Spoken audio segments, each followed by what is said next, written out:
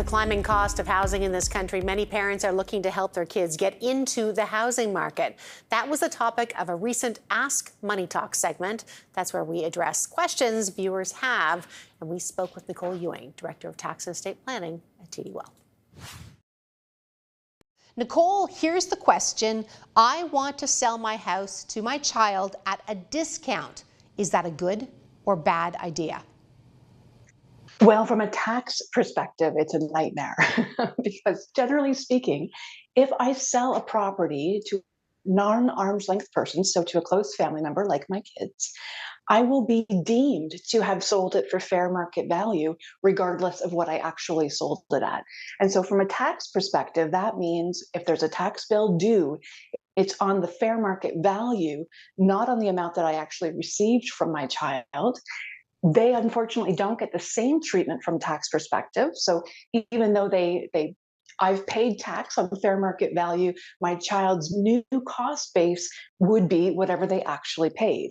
And so if we run through an example, if, for example, the house is currently worth $1 million, I sell it to my children for $500,000, I'm still going to be taxed on that sale at $1 million. Their new cost base will just be 500,000, meaning if they were to turn around and sell it a year from now, they're going to pay tax on that same $500,000 gain up to $1 million that I've already paid. So from a tax perspective, we're potentially in a situation where we're both paying tax on the same amounts. Now, if it's my principal residence, then I might be able to use my principal residence exemption. I don't need to pay tax. If they're doing the same thing, they don't need to pay tax. So in that situation, it might be all right. But really, we would want to think about here, is it better to just sell to a stranger for fair market value and gift those amounts to my children to buy a house of their choosing? Or do I sell it to them for the fair market value and instead receive that money over up to 5 years, and they can pay me over that period of time, and I only need to realize the gain each year as we go? So potentially reducing the overall tax rate. Okay. Well, let's. You got into a couple of alternatives at the end there. By the way, it is a good idea to do what that person asked, just not for you or your children, but for the government. They get more tax for them, so maybe that's who it's good for. Let's talk about maybe gifting money for buying a home. Like, why is that easier? That is, and you kind of allude to the fact that is less stressful. Might make more sense.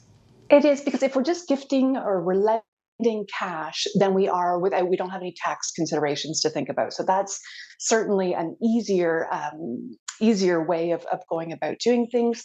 It's also easier if we want to equalize with other children. So, they might want to be buying a home as well, and now we have 2 children who potentially want the same property. So cash will likely be an easier result there, and ultimately allows your children to choose a home that best suits their needs. So they're not bound by the property that you chose perhaps many years ago, but they're able to choose something that might be most suitable for them.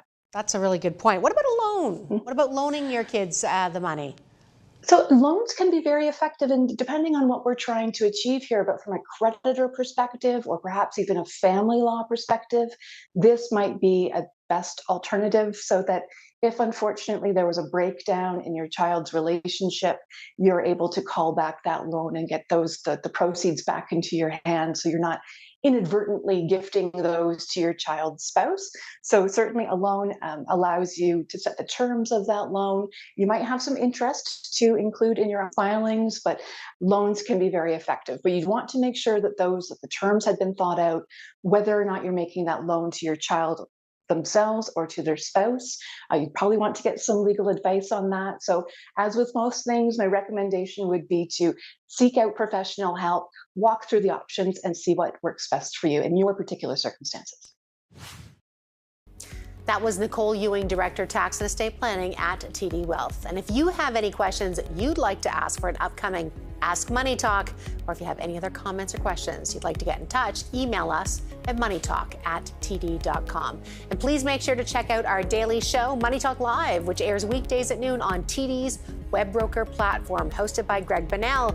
There's a look at all the guests, some great conversations coming up, and you get a chance to ask them your questions. Thanks for watching today. I'm Kim Parley. See you again next week.